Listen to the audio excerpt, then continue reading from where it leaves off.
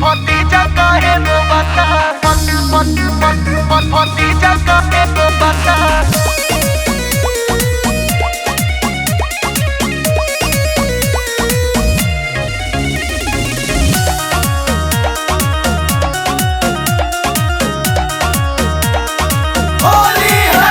जियल होली में काल कोइले बा असोवल गे बावाल कोइले बा एकदम मत क देले बा।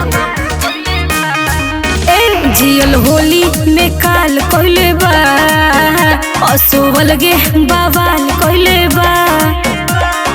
पीछे लागल रहे जागल नहीं तो सोवता हम रंग डाली भौजी के भतीजा काहे रोवाता। अरे अरे अरे ना बाबू, जब रंग डाली भौजी के भतीजा काहे रोवाता। अरे अरे अरे अरे फिर शुरू हो गई।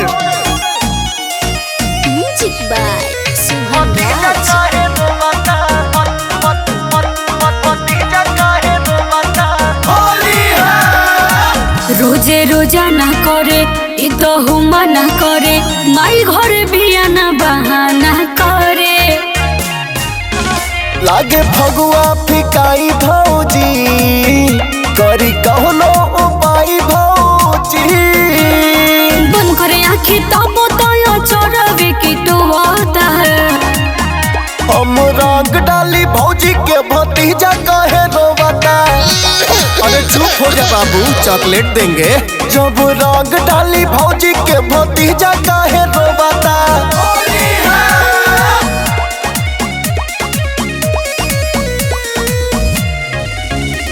भतीजा काहे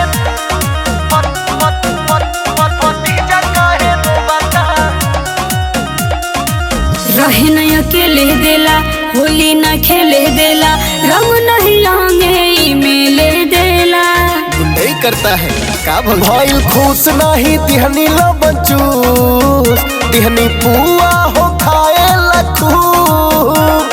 बुझे न बुझल होखी उछल डिस के जो होता है। हम रंग डाली भौजी के भतीजा काहे रोवाता। ना मन बे, जब रंग डाली भौजी के होली है। ना ना अरे ना बेटा, गुड वेरी गुड।